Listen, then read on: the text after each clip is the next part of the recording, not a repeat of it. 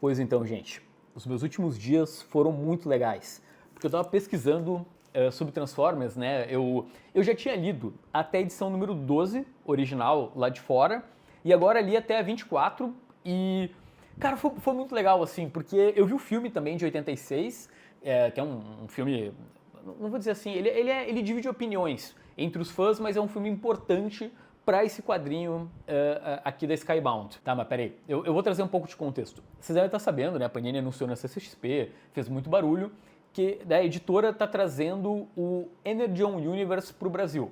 Nesse momento estão em pré-venda os 2 primeiros volumes, que são 2 séries separadas, que é o Void Rivals e os Transformers. Para quem não sabe, esse universo ele começa nos Estados Unidos a partir de 2023 e justamente vai juntar 3 quadrinhos, né? Que são os Transformers, o J. Joe e o Void Rivals. Na verdade, tudo começa exatamente nessa publicação e gente, vocês sabem que a empresa por trás, né, desse quadrinho é a Skybound, que é o estúdio do Robert Kirkman. Sim, o mesmo cara lá do Invencível e do The Walking Dead.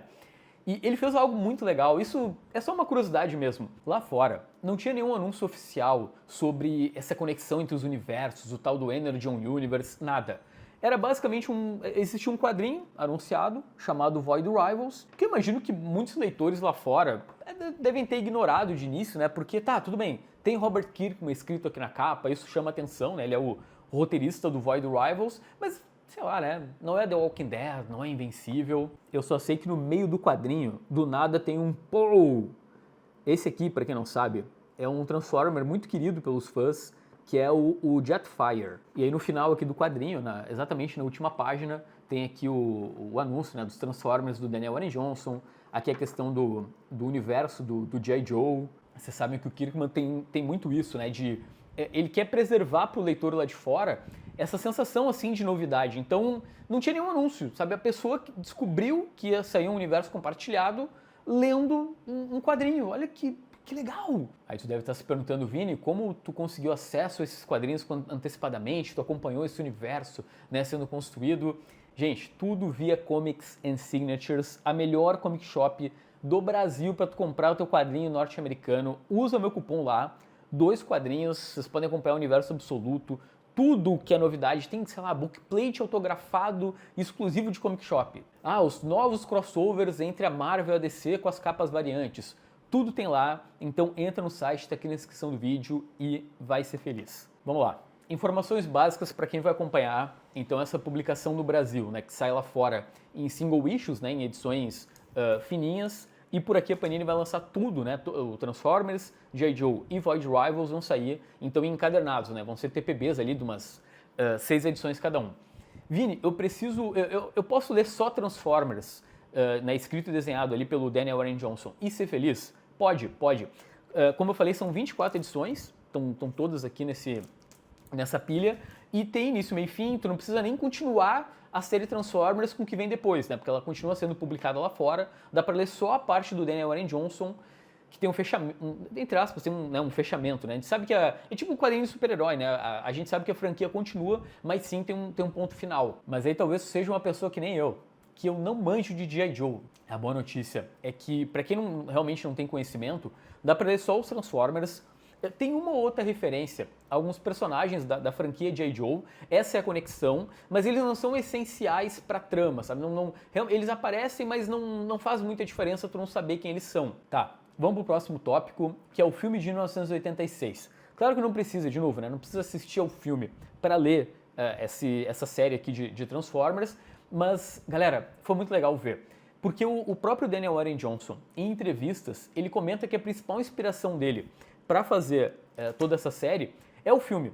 E, assim, tem muitos aspectos que dá pra ver que ele pegou de premissa. Sei lá, o fato de que tem toda uma crise envolvendo as lideranças dos Decepticons.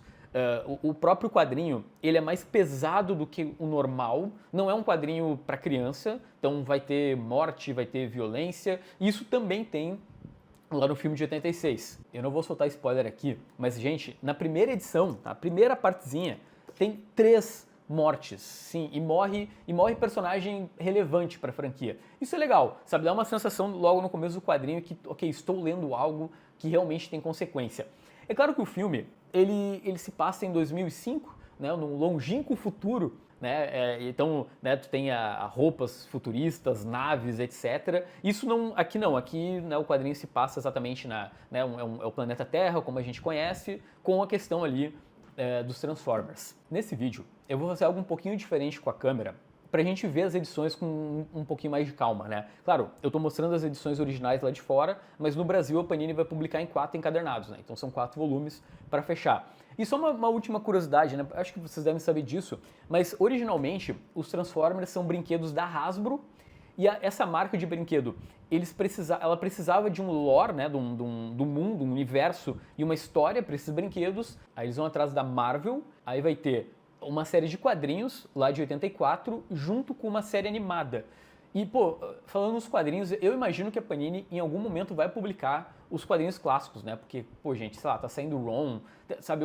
Eu sinto que o mercado brasileiro tem muita nostalgia com esse conteúdo ali dos anos 80. Pois então, galera, como eu comentei, tecnicamente tudo começa aqui e vocês vão ver que, se a gente parar pra pensar, o Void Rivals, a edição número 1, né, como eu falei, a Panini vai lançar no encadernado, né, essa série, ela é uma espécie de, essa 1, né, literalmente a primeira parte do Void Rivals, é meio que um Transformers Zero.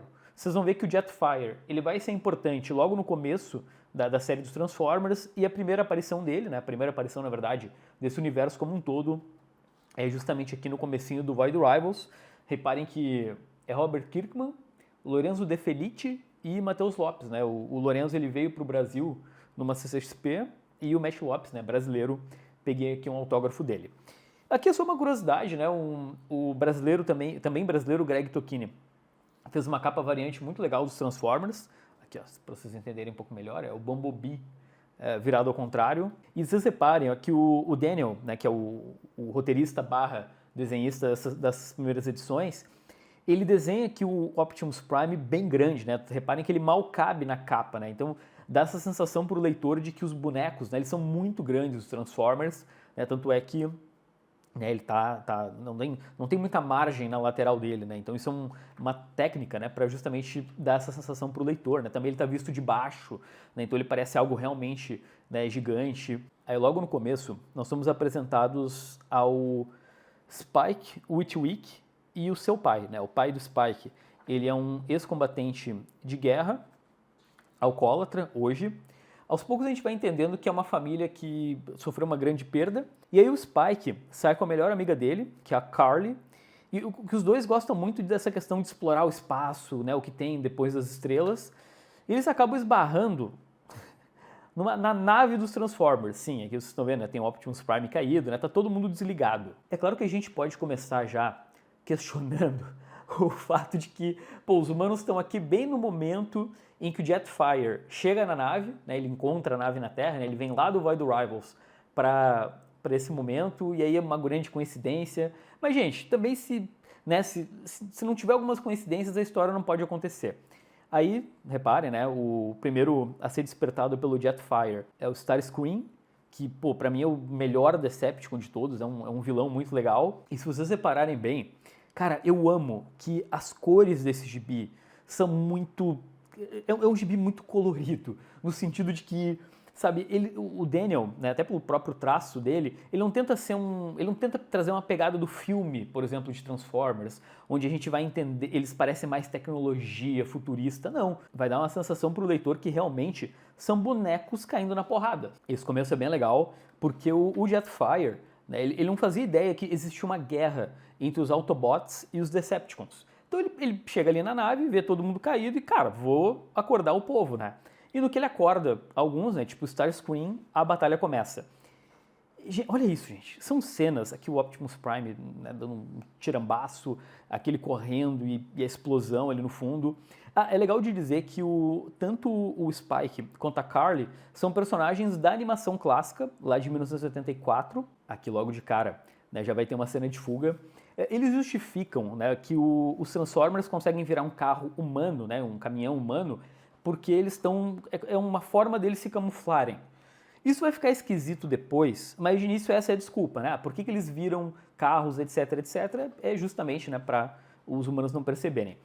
Enfim, essa edição, cara, quando tu lê o início, não tem como parar. É muito, muito legal. Aí a segunda edição, tá, sem soltar nenhum tipo de spoiler, é muito sobre a relação entre, as semelhanças entre o mundo dos homens e o mundo dos Transformers. Então, o Spike vai ter uma conversa aqui com o Optimus Prime, né, o Optimus sem querer acaba matando um cervo. Então tem muito uma discussão sobre a vida, porque o grande cerne aqui dos Transformers do Daniel, né, existe uma temática aqui. Tipo, tudo bem, é boneco caindo na porrada, é divertido, etc, etc, mas sim, o roteiro é refinado, tem toda uma questão envolvendo, primeiro, as semelhanças entre os humanos e os robôs e o quanto o Cybertron, na verdade, é o nosso futuro, né? O próprio Optimus fala pro garoto, né? Olha, cara, teve uma época que realmente a gente tinha também vegetação, tinha vida no nosso planeta, mas aí a gente sucumbiu à guerra, às diferenças e deu no que deu, né? Agora a gente está aqui tentando se matar,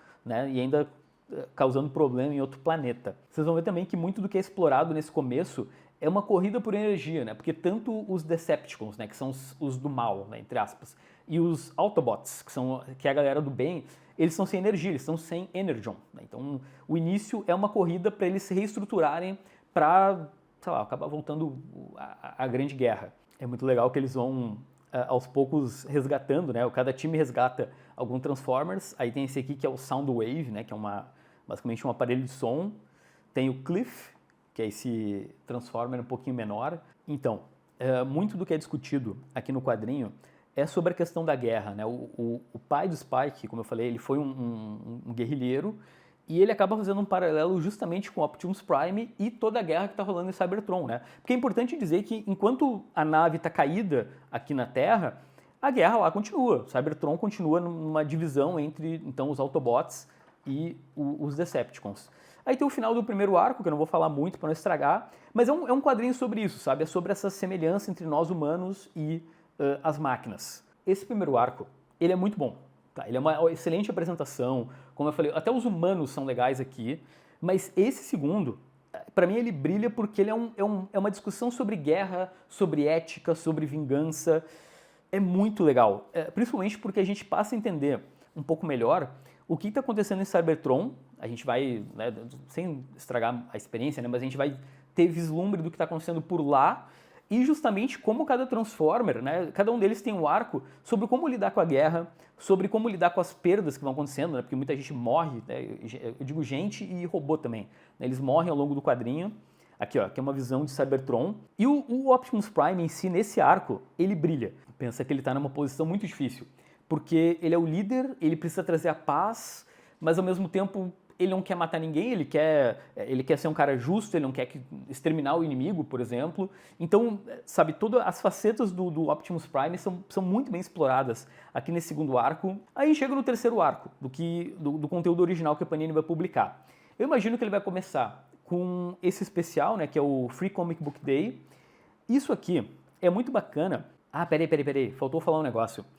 O primeiro arco, ele é todo escrito e desenhado pelo Daniel Warren Johnson. Esse segundo, o Daniel escreve, mas o desenhista é o Jorge Corona. E assim, eu não vou reclamar, tá? O Jorge Corona, ele é muito bom. Ok. Aí chega então no 2024, né, o especial de 2024 do Energon Universe. Esse quadrinho, ele vai servir para explicar, é como se fosse uma edição número 0. A gente vai entender exatamente o que aconteceu ali com os Decepticons. Aqui, ó, reparem que os desenhos são do Ryan Ottley. Aí tem toda uma briga entre o Megatron e o Optimus Prime. Aí eu não vou dar muito detalhe, mas é um prequel, né? A gente vê o que aconteceu antes da nave ser encontrada lá pelo Jetfire. Aí na edição número 13, troca de novo o desenhista, agora é o Jason Howard. Mas assim, geralmente, tá, até aqui, a galera que está desenhando até tem uma pegada similar, assim, sabe? Esse desenho não é um desenho tão realista, assim, é uma pegada meio cartoon. E, gente, sério, essas edições são sensacionais. Por quê? Porque a edição 13, a 13 e a 14, são focadas no Starscream, que, como eu falei pra vocês, é o melhor Decepticon de todos. A gente vai entender a história dele. E, então, de novo, é um flashback, mas assim, em geral, esse terceiro arco, ele é o menos legal de todos, assim. Ele, aqui ó, reparem, ele é mais uma questão ali de uma divisão dentro dos Decepticons do que algo mais grandioso, né? O primeiro arco e o segundo, eles têm uma história muito bem definida. Esse terceiro, ele parece muito mais uma preparação para o que vem por aí. Aí, reparem que o Jorge Corona assume de novo, né? Nas edições que não são flashback. Então, é mais uma preparação para o que vem por aí do que exatamente um arco, sabe, com uma questão assim emocional para os heróis. Ok, aí a gente chega no último arco, que começa então na edição número 19. Eu acho, tá, que eu não sei se eu tenho aqui na coleção, porque devo ter na verdade. Tem um especial também que não tá aqui, que sinceramente não tem nada demais. Eu acho que, se eu não me engano, eu recebi da Comics and Signatures, mas eu acabei perdendo lá no meio dos single issues. Mas é uma edição comemorativa, vamos dizer assim, não tem nada assim tão simbólico. Na edição número 19, troca o desenhista de novo, e agora esse cara, o Lullaby. Então, vai ter um foco bem grande no Megatron, né, que é o grande líder dos Decepticons, embora no começo do quadrinho, né, ele tivesse aparentemente desaparecido, ele é realmente a grande liderança, o cara mais malvadão. Ele está sendo julgado pelos Quintessons, eu acho que é assim que se fala. Pensa que sim, tá, se existe um planeta de robôs gigantes que se transformam em carros, obviamente também existem, né, outros planetas e aí tem outras raças. Inclusive esses personagens apareceram pela primeira vez no filme, né, como eu falei lá de 86, né, que são esses Quintessons. Aí chega na parte final, eu não vou dar muito detalhe, né, para não estragar nem nada do tipo. Cara, olha isso, olha o Optimus Prime, super guerreiro e é muito legal. Dá uma olhada na capa da edição número 23, a gente tem esse cara, o Ultra Magnus. Eu tô bem feliz, eu tô sabendo o nome de tudo que é Transformer. O Ultra Magnus é um Autobot, né, muito legal, assim, eu gosto dele, eu acho que ele, principalmente nesse arco, ele funciona bastante. Então, gente, o que é legal nesse final, tá? Dá pra ver pela capa aqui, né, a gente vai ter o Megatron e eu ia falar Bumblebee, e o Optimus Prime caindo na porrada, né, então como eu falei, tem sim um fechamento, tem um grande confronto no final. O Daniel, ele é muito bom em te enganar, sabe? A gente pensa que a história vai para um lado, no final ele vai para outro, e ele vai brincando contigo. E o que eu gosto é que ele não esqueceu nada que ele fez no começo, sabe? Tudo que aconteceu ali no primeiro arco, sabe? Os pequenos detalhes, eles vão voltar a aparecer aqui e vão ser importantes para justamente criar essa sensação de fechamento, né, na última edição. E aí tem um personagem também, tá? Que não aparece aqui nas capas, mas que é muito bom, tá? É uma criação única aqui do Daniel Warren Johnson. Ele vai criar um personagem, cara, que é animal, tá? Acho que ele, se não me engano, ele surge ali pelo terceiro arco, ali pela metade. E eu não vou falar, mas, pô, sabe, o Daniel também deixa a marca dele nos Transformers. O final é bom, tá? Eu não acho assim, meu Deus, genial, porque realmente o primeiro e o segundo arco, né? O primeiro e o segundo encadernado, eles são excelentes. O terceiro ele é mediano e o último é bom. Eu definiria dessa forma. Mas galera, então, eu não fui um cara que cresci lendo Transformers, eu não tinha brinquedo dos Transformers. Na verdade, a minha geração, acho que, sei lá, brincou de Pokémon, Digimon, essas coisas. Só que ler essa série completa, né, as 24 edições, dá pra ver que é realmente uma carta de amor essa franquia. Eu não vou dizer que... É claro que eu não vivi isso, mas eu acho que eu consegui ter um pouco da sensação da galera, né?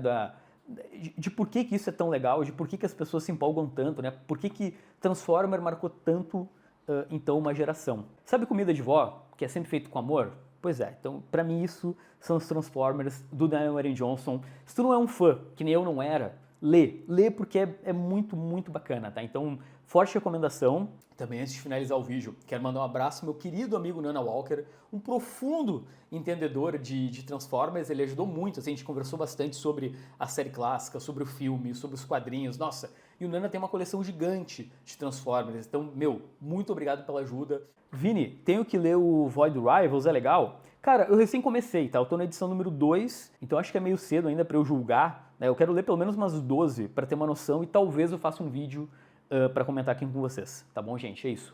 Lembra de apertar no botão do like. E se você é um fã de Transformers, qual o teu Transformer favorito, tá? Comenta aí embaixo. O meu eu já falei, é o Ultra Magnus, é o mais legal de todos, e é isso. Valeu, gente.